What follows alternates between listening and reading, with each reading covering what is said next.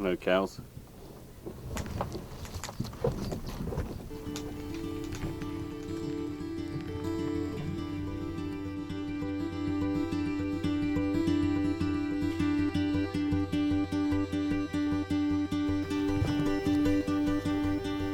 Cows.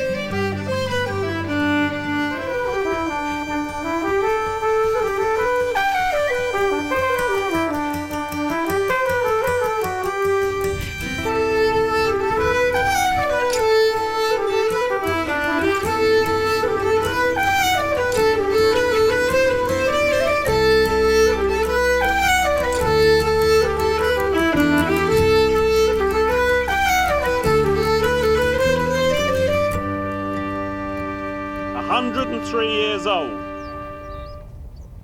And it's been in your family how many of those years? 36. 36, not bad. Who's going to take over? Have you got somebody to take it over? Me. You. Good for you. Third generation. So who does the maintenance? Mum. Do you? Yes. Do you really? Yes. Wow. Oliver's lifted a finger, so all down to me. Well done. It looks a beautiful thing. Thank you.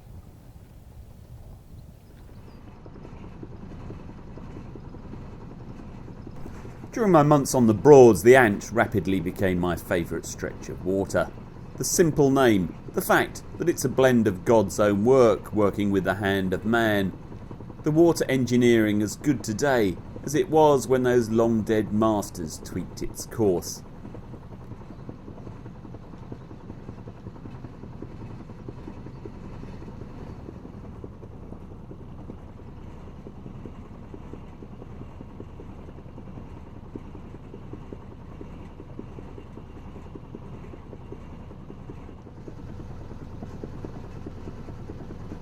It's a short stretch from where it meets the Bure to the bridge at Ludham.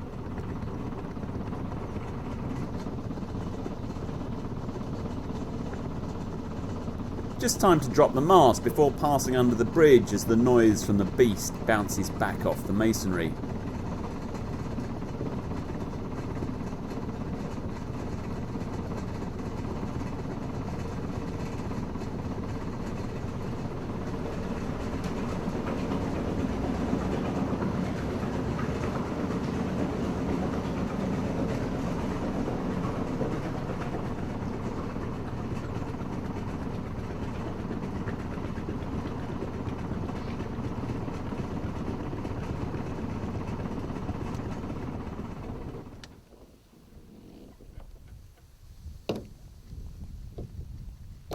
When the wind's in the south, there can hardly be a more lovely stretch of water.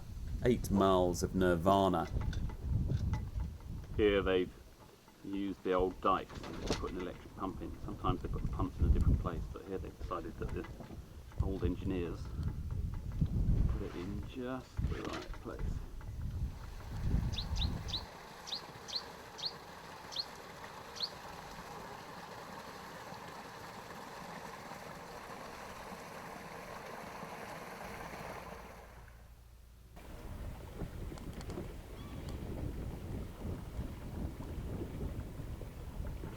It really is the first bit of sunshine all day.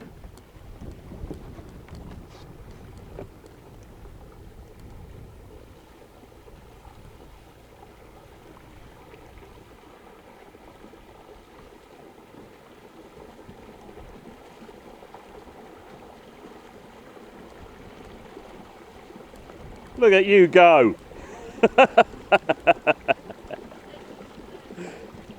You see, you can reach higher than I can.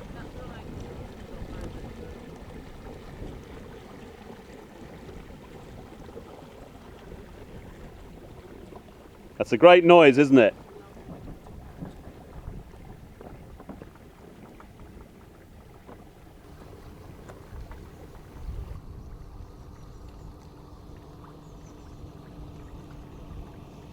That's quiet.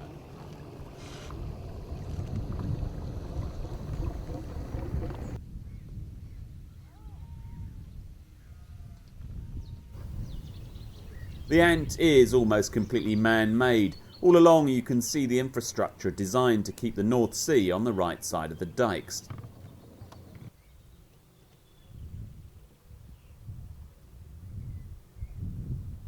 The Broads Authority have a policy of maintaining the windmills, not all in perfect condition, but enough to remind you that they were all once working machines.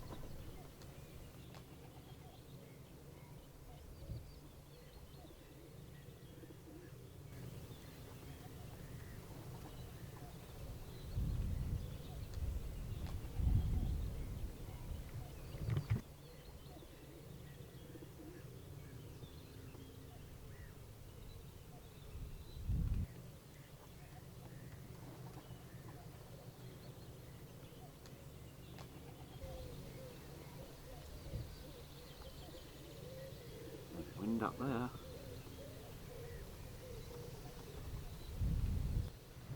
Bugger all down here. There's also something wonderfully endearing about the unconventional architecture of the Broads' houses. There's an indulgent softness to these places. Every one owned by people who love boats and water.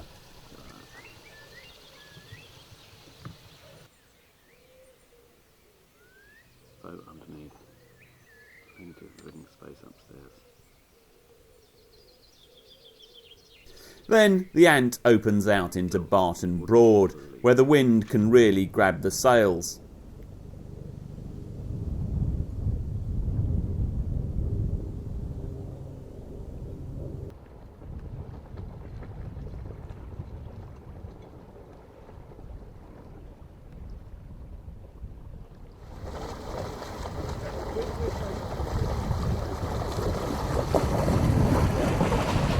Oh yeah.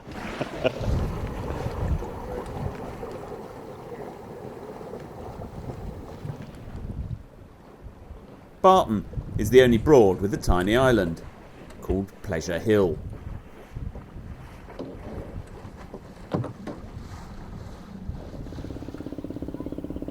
Sailing school on its way to spend the day learning how to sail.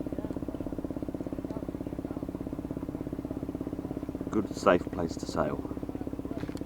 As a teenager from school at Wolverston, down on the Orwell, we used to come up here to team race against Gresham School, and by jingo we used to give them a jolly good spanking.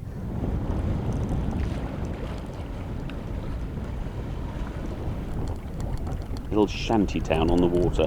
Cool.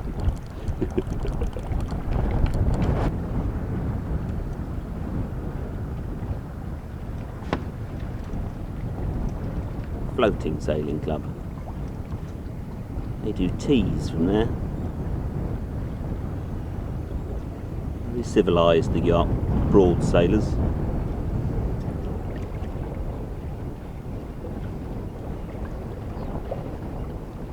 So they moor up, halfway through a few races they moor up and have a cup of tea.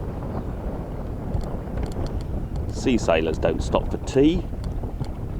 We used to have the most wonderful match teas on their sailing club pontoons. It was my favourite fixture of the year. But the blokes from Gresham's weren't the only boys who learned how to sail here. Nelson did too. My mother says she remembers the Broad before the war, when its waters were crystal clear. Rising nitrogen levels from farmers' fields have made them more opaque. But the Broads Authority are fighting back, as you can see by the flea pens along the edges of the Broads.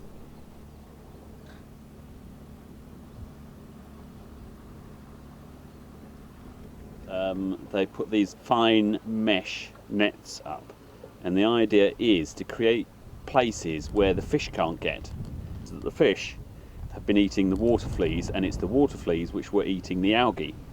and there became too many fish, and they started eating the water fleas, and the algae got way out of control. Apparently that's what happened. So they've got these areas where the fish are kept out, supposedly. I don't know how it works. I'm amazed that you can keep fish out of somewhere as diverse as this. And I have to say that the Broad is a lot cleaner than it was a few years ago. So, ecology in action. The weird thing is though, there are lots of birds feeding along this side. So my guess is that there are a lot of fish here.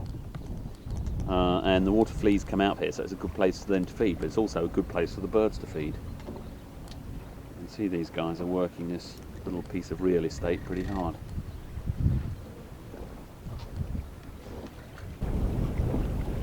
You can see that the wind is pretty strong, actually. You can see the power of it on the water. It's not throwing up big waves because there's no fetch for it to throw up big waves, but I have to say that I've spent a couple of days sailing on the Broads, and it's challenging in some places, but you know, sailing on the Broads themselves, which are the wide bits, you just kind of sail one way and turn around and sail back the other way. It is basically a lake. An intriguing lake, but it's still just a lake. So, could I ever settle on the Broads? No. I like my tides. I like the little tiny element of risk that goes with it.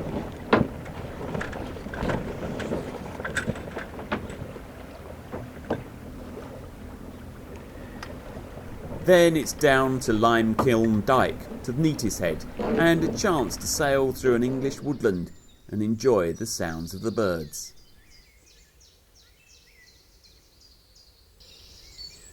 I'm drifting with just the faintest of tides up this channel. Sometimes I waggle the tiller to make it go, and sometimes I paddle.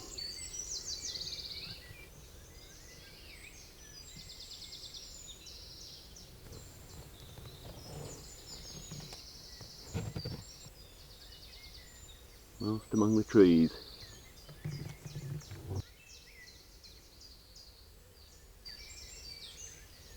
Just listen to these birds.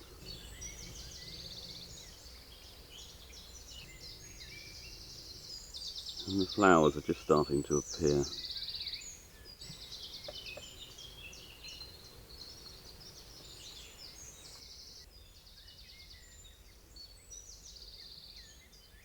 Lilies. No idea whether they're allowed to be here or not, but good for you. Good looking plants. There's always that badge of civilization. Plastic bottle. Quite a few boats along here that don't move very much.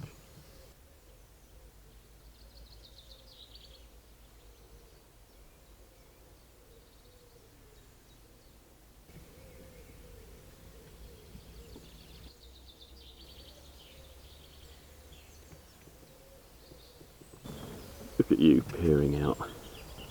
You nearly fit in the shed, don't you? And there beside it is a little rowing scull. Brilliant. Man, you've got your life sorted, whoever you are.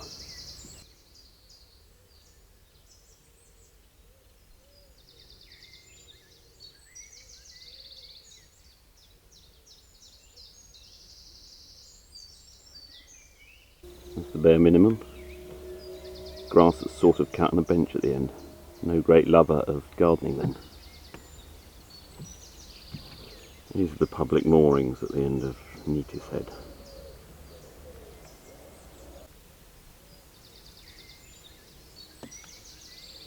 I have stayed here in the winter time because in the winter time it's good to be able to get out of the boat and to walk around a bit. But in the summertime usually this is packed with mobos. Free though.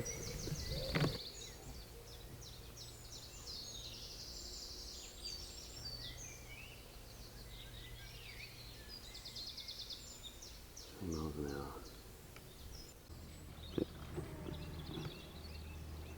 Nice piece of river.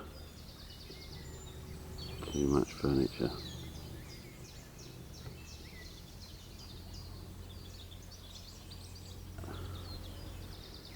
Too many bloody signs there.